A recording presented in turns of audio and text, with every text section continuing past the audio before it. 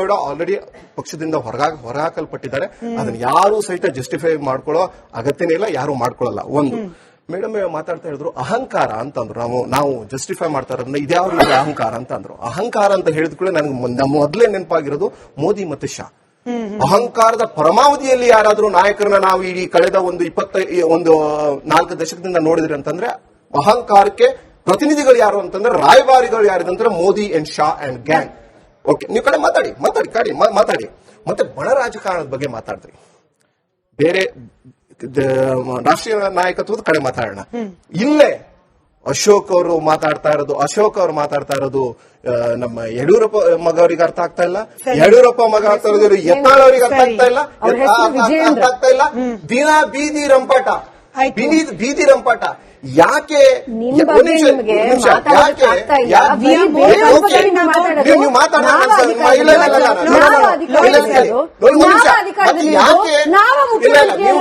ಜಾಸ್ತಿ ಕೂಗ್ತೇನೆ ನಾನು. ಕೂತ್ಕೊಳ್ಳಿ, ಅವ್ರು ಉತ್ತರ ಕೊಡಿ. ಅವ್ರು ಕೂತಾ ಇದ್ದಾರೆ. ನಮ್ಮ ಹೆಚ್ಚಿನ ಕನ್ಸರ್ನ್ ಇರೋದು ಬಿಜೆಪಿ ಬಗ್ಗೆ ಅಲ್ಲ. ನಿಮ್ಗೆ ಪ್ರಶ್ನೆ, ನಿಮಗೆ ಪ್ರಶ್ನೆ ಸರ್. ನಮಗೆ ಕನ್ಸರ್ನ್ ಬಿಜೆಪಿ ಬಗ್ಗೆ ಇಲ್ಲ, ನಮಗೆ ಕನ್ಸರ್ನ್ ಬಿಜೆಪಿ ಪಕ್ಷದ ಬಗ್ಗೆ ಇಲ್ಲ. ಯಾಕಂದ್ರೆ ಅದು ವಿರೋಧ ಪಕ್ಷ ಅವ್ರು ಕಚ್ಚಾಡ್ಕೊಂಡ್ರೆ ಕಚ್ಚಾಡ್ಕೊಳ್ಳಿ, ಬಣ ಬಡಿದಾಟ ಮಾಡ್ಕೊಂಡ್ರೆ ಮಾಡ್ಕೊಳ್ಳಿ. ನಮ್ ಕನ್ಸರ್ನ್ ವಿರೋಧ ಪಕ್ಷದ ಬಗ್ಗೆ ಯಾವಾಗಿರುತ್ತೆ ಅಂದ್ರೆ ಸದನದಲ್ಲಿ ಸರಿಯಾಗಿ ಮಾತನಾಡದೇ ಇದ್ರೆ we will question them. But ಇವಾಗ ಮಾತನಾಡ್ತಿರೋದು ರಾಜ್ಯದ ಮುಖ್ಯಮಂತ್ರಿ ಕುರ್ಚಿ and more related to Congress ಪಕ್ಷ ಆಗಿರೋದ್ರಿಂದ ಅದ್ರ ಬಗ್ಗೆ ಉತ್ತರ. ಮುಖ್ಯಮಂತ್ರಿಗಳ ಕುರ್ಚಿಯ ಚರ್ಚೆಗಳು ಒಂದೆರಡು ಜನ ಕಾಂಗ್ರೆಸ್ನ ನಾಯಕರುಗಳು ಮಾತಾಡಿದಾಗ ಅದೊಂದು ರಾಜ್ಯದ ಸಮಸ್ಯೆ, ದೇಶದ ಸಮಸ್ಯೆ, ಇಂಟರ್ನ್ಯಾಷನಲ್ ಸಮಸ್ಯೆ ತರ ಅದು ಚರ್ಚೆ ಯಾಕಾಗತ್ತೆ ಅಂತಂದ್ರೆ ಅದು ಮಾಡ್ತಾ ಇರುವ ಬಿಜೆಪಿ ಏನಿದೆ, ಬಿಜೆಪಿಯಲ್ಲಿ ಎಲ್ಲಿಲ್ಲದ ಸಮಸ್ಯೆಗಳಿದಾವೆ. ಅಲ್ಲಿ ಇವತ್ತು ನಾನು ಬರ್ತಾ ನೋಡಿದೆ, ಮೋದಿ ಅವರ ವಿರುದ್ಧ ಆಲ್ರೆಡಿ ಗಡ್ಕರಿ ಅವರು ನಿಮ್ದು ವಯಸ್ಸಾಯ್ತು ಹೊರಗಡೆ ಹೋಗ್ರಿ ಅಂತ ಹೇಳ್ತಾ ಇದ್ದಾರೆ. ಒಂದ್ ನಿಮಿಷ, ಉತ್ತರ ನಮ್ಮ ಉತ್ತರ ಪ್ರದೇಶದಲ್ಲಿ ಯೋಗಿ ಅವರ ವಿರುದ್ಧ ಶಂಕರಾಚಾರ್ಯರು ಎದ್ದಿದ್ದಾರೆ. ಯೋಗಿ ಅವರ ವಿರುದ್ಧ ಅಲ್ಲಿಯ ಪಿಸಿಸಿ ಪ್ರೆಸಿಡೆಂಟ್, ಬಿಜೆಪಿಯ ಪ್ರೆಸಿಡೆಂಟ್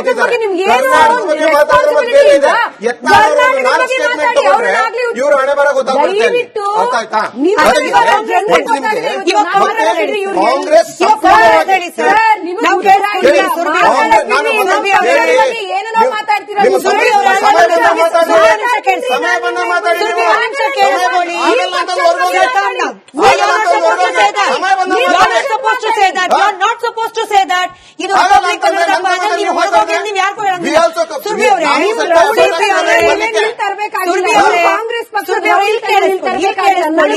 ನಾವು ಇಷ್ಟೊತ್ತು ಅವ್ರು ಬಿಜೆಪಿಯದ್ದು ಏನೇನ್ ಪಟ್ಟಿ ಕೊಟ್ಟರು ಎಲ್ಲಾ ಕೇಳಿಸ್ಕೊಂಡ್ವಿ. ಈಗ ಸಮಯ ನಾವು ಅಷ್ಟು ಕೇಳಿಸ್ಕೊಂಡಿದೀವಿ. ಲೋಹಿತ್ ಅವರೇ, ಇಲ್ಲ ನಾನು ಮುಗಿಸ್ಲೇ ಇಲ್ಲ. ನೀವು ಮುಗಿಸಿ, ಇನ್ನೂ ಒಂದ್ ನಿಮಿಷ ಮುಗಿಸಿ. ಕಾಂಗ್ರೆಸ್ ಮಾತಾಡಿ,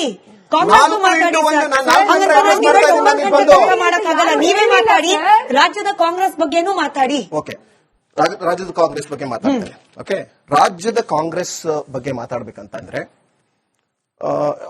ಫಸ್ಟ್ ಪಾಸಿಟಿವ್ ಮಾತಾಡ್ತಾನೆ, ಈವನ್ ನೆಗೆಟಿವ್ ಸಹಿತ ಮಾತಾಡ್ತಾನೆ. ಸ್ವಲ್ಪ ಸಮಯ ಕೊಡ್ಬೇಕಾಗತ್ತೆ. ಸಾಧ್ಯ ಇದೆಯಾ? ಕುರ್ಚಿ ಬಗ್ಗೆ ನಾನು ಪ್ರಶ್ನೆ ಕೇಳಿದೀನಿ, ಅದನ್ನ ಹೇಳಿ. ಕುರ್ಚಿ ಸಮಸ್ಯೆನೇ ಇಲ್ಲ ಅನ್ನಲ್ಲ ನಾನು. ಕುರ್ಚಿ ಸಮಸ್ಯೆ ಒಂದು ಮಾಧ್ಯಮ ಮತ್ತು ಬಿಜೆಪಿಯ ನಿರ್ಮಿತ ಅವರ ಹುಳುಕುಗಳನ್ನ ಮುಚ್ಚಾಕ್ಲಿಕ್ಕೆ ಅದೊಂದು ಸೃಷ್ಟಿ ಮಾಡಲಾಗಿದೆ ಅಷ್ಟೇ.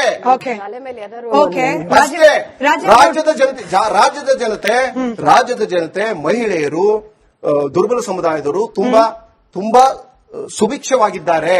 ಇವತ್ತು ಕಾಂಗ್ರೆಸ್ ಒಂದು ಕಾರ್ಯಕ್ರಮ ಮಾಡಿದೆ ಹುಬ್ಳಿಯಲ್ಲಿ. ಒಂದು 4500 ಜನರಿಗೆ ಮನೆಯನ್ನ ಕೊಟ್ಟಿದೆ. ಅದೇ ರೀತಿಯಾದಂತ ಅದು ಕಾಂಗ್ರೆಸ್ನ ಒಂದು ಸಮಸ್ಯೆ ಹೇಳ್ತಾರೆ.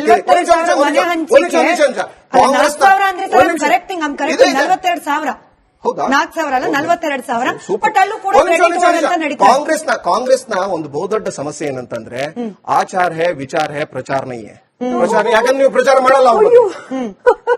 ನಾವಿವತ್ತು ಪ್ರಚಾರ ಮಾಡ್ತಿರೋದೇನೆ ಕಾಂಗ್ರೆಸ್ ಪಕ್ಷದ ಬಗ್ಗೆ ಸರ್.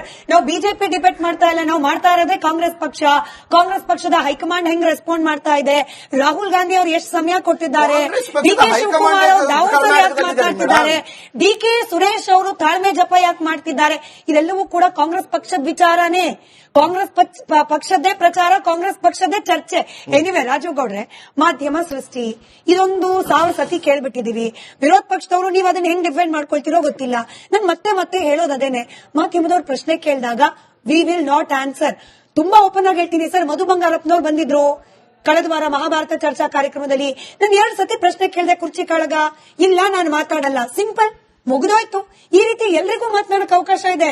ನಾವೇನ್ ಮೈಕನ್ ಒಳಗ್ ತುರ್ಕ್ಬಿಟ್ಟು ಕೇಳ್ತಾ ಇಲ್ಲ, ನೀವ್ ಹೇಳಲೇಬೇಕು ಅಂತ ಹೇಳಿ ದಬ್ಬಾಳಿಕೆ ಮಾಡ್ತಾ ಇಲ್ಲ.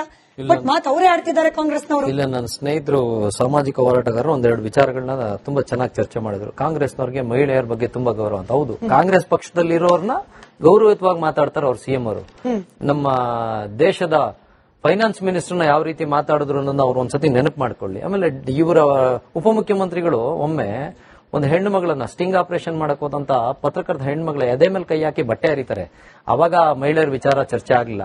ಮಾತಾಡ್ತಾರೆ ಪ್ರಜ್ವಲ್ ರೇವಣ್ಣ ಒಂದ್ ನಿಮಿಷ ಸರ್, ಪ್ರಜ್ವಲ್ ರೇವಣ್ಣ ಅಂತ ಹೇಳ್ತೀರಿ. ಹೌದು, ಕೇಳಿ, ಅಲ್ಲ ಚರ್ಚೆಗೆ ಬಂದ್ಬಿಡಿ. ನಾನು ಮುಗಿಸ್ಬಿಡ್ತೀನಿ ಬ್ರದರ್, ನಾನು ಮುಗಿಸ್ತೀನಿ ಬ್ರದರ್. ಪ್ರಜ್ವಲ್ ರೇವಣ್ಣ ಅಂತ ಜಪ ಮಾಡಿದ್ರು. ಹೌದು, ಅವ್ರು ಮಾಡಿದ್ರೆ ತಪ್ಪು ಮಾಡಿದ್ರೆ ಅದಕ್ಕೇನೈತೆ, ಕೋರ್ಟ್ ಶಿಕ್ಷೆ ಕೊಡ್ತದೆ. ಅದು ಕಾನೂನು ಮುಖಾಂತರ ಈಗ ಆಲ್ರೆಡಿ ಅಲ್ಲಿ ಅರೆಸ್ಟ್ ಆಗಿದೆ. ಅದ್ ಏನ್ ಮಾಡ್ಬೇಕೋ ಮಾಡ್ತಾರೆ. ಮೊನ್ನೆ ಇವರ ಪಕ್ಷದ ಆಡಳಿತದಲ್ಲಿ ಹೋಮ್ ಮಿನಿಸ್ಟರ್ ಅವರು ಇವ್ರದೇ ಪಕ್ಷದ ಡಿಜಿ, ಇವ್ರ ಪಕ್ಷದ ಅಂಡರ್ ಅಲ್ಲಿ ಕೆಲಸ ಮಾಡ್ತಿದ್ದ ಡಿಜಿ ಅವ್ರದ್ದು ಇಷ್ಟೆಲ್ಲ ಪ್ರಕರಣ ಆಯ್ತಲ್ಲ, ಅರೆಸ್ಟ್ ಮಾಡಿದ್ರಿ. ಅದ್ರ ಸಂಭ್ರಮ, ಈ ಯುದ್ಧ ಗೆದ್ದ ರೀತಿ ಸಂಭ್ರಮ ಮಾಡ್ತಾರಲ್ರಿ. 30 ಲಕ್ಷ ಬಗ್ಗೆ ನಂಗೆ ಉತ್ತರ ಬೇಕು. ರಾಜೀವ್ ಗೌಡ್ರೆ, ಕುರ್ಚಿ ವಿಚಾರದ ಬಗ್ಗೆ ಮಾತನಾಡ್ತಾ ಇದ್ವಿ. ಈಗ ಹೈಕಮಾಂಡ್ ನಡೆಸ್ಕೊಳ್ತಾ ಇರೋ ರೀತಿ ಬಗ್ಗೆ ಕೂಡ ಅಸಮಾಧಾನ ಇದೆಯಂತೆ ಅಂತಾನೆ ಹೇಳ್ತೀನಿ. ಯಾಕಂದ್ರೆ ನಮಗೆ ಡಿ ಕೆ ಶಿವಕುಮಾರ್ ಅವರು ನೇರವಾಗಿ ಹೇಳಿಲ್ಲ, ಸಿದ್ದರಾಮಯ್ಯ ಅವರು ನೇರವಾಗಿ ಹೇಳಿಲ್ಲ. ಪಕ್ಷದ ಕೆಲ ನಾಯಕರ ಜೊತೆಯಲ್ಲಿ ನಮ್ಮ ಪ್ರತಿನಿಧಿಗಳು ಪ್ರತಿನಿತ್ಯದ ಒಡನಾಟ ಇಟ್ಕೊಂಡಿರ್ತಾರೆ. ಅವರವರು ಆಫ್ ದ ಬೀಟ್ ಹೇಳ್ಕೊಂಡಿರೋ ವಿಚಾರ. ಹೈಕಮಾಂಡ್ ನಡೆಸ್ಕೊಳ್ತಿರೋ ಅಸಮಾಧಾನ, ಹೈಕಮಾಂಡ್ ನ ನಿರ್ಧಾರಗಳ ಬಗ್ಗೆ ಅಸಮಾಧಾನ.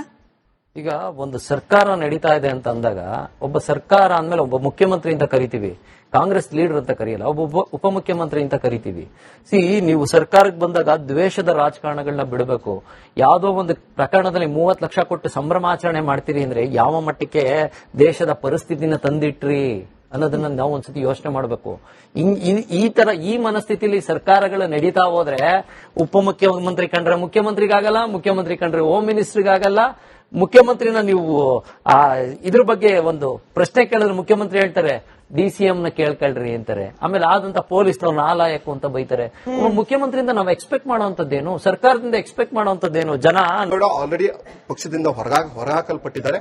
ಅದನ್ನ ಯಾರು ಸಹಿತ ಜಸ್ಟಿಫೈ ಮಾಡ್ಕೊಳ್ಳೋ ಅಗತ್ಯನೇ ಇಲ್ಲ, ಯಾರು ಮಾಡ್ಕೊಳ್ಳಲ್ಲ. ಒಂದು ಮೇಡಮ್ ಮಾತಾಡ್ತಾ ಹೇಳಿದ್ರು ಅಹಂಕಾರ ಅಂತಂದ್ರು. ನಾವು ಜಸ್ಟಿಫೈ ಮಾಡ್ತಾ ಇರೋದನ್ನ ಇದ್ಯಾವ ರೀತಿ ಅಹಂಕಾರ ಅಂತಂದ್ರು. ಅಹಂಕಾರ ಅಂತ ಹೇಳಿದ ಕೂಡ ನನ್ಗೆ ಮೊದಲೇ ನೆನಪಾಗಿರೋದು ಮೋದಿ ಮತ್ತು ಶಾ. ಅಹಂಕಾರದ ಪರಮಾವಧಿಯಲ್ಲಿ ಯಾರಾದ್ರೂ ನಾಯಕರನ್ನ ನಾವು ಈ ಕಳೆದ ಒಂದು 4 ದಶಕದಿಂದ ನೋಡಿದ್ರಿ ಅಂತಂದ್ರೆ ಅಹಂಕಾರಕ್ಕೆ ಪ್ರತಿನಿಧಿಗಳು ಯಾರು ಅಂತಂದ್ರೆ, ರಾಯಭಾರಿಗಳು ಯಾರಿದಂದ್ರೆ Modi and Shah and gang. Okay, ನೀವು ಕಡೆ ಮಾತಾಡಿ. ಮತ್ತೆ ಬಣ ರಾಜಕಾರಣದ ಬಗ್ಗೆ ಮಾತಾಡ್ರಿ. ಬೇರೆ ರಾಷ್ಟ್ರೀಯ ನಾಯಕತ್ವದ ಕಡೆ ಮಾತಾಡೋಣ. ಇಲ್ಲೇ ಅಶೋಕ್ ಅವರು ಮಾತಾಡ್ತಾ ಇರೋದು ನಮ್ಮ ಯಡಿಯೂರಪ್ಪ ಮಗ ಅವರಿಗೆ ಅರ್ಥ ಆಗ್ತಾ ಇಲ್ಲ. ಯಡಿಯೂರಪ್ಪ ಮಗ ಯತ್ನಾಳ್ ಅವರಿಗೆ ಅರ್ಥ ಆಗ್ತಾ ಇಲ್ಲ. ದಿನ ಬೀದಿ ರಂಪಾಟ.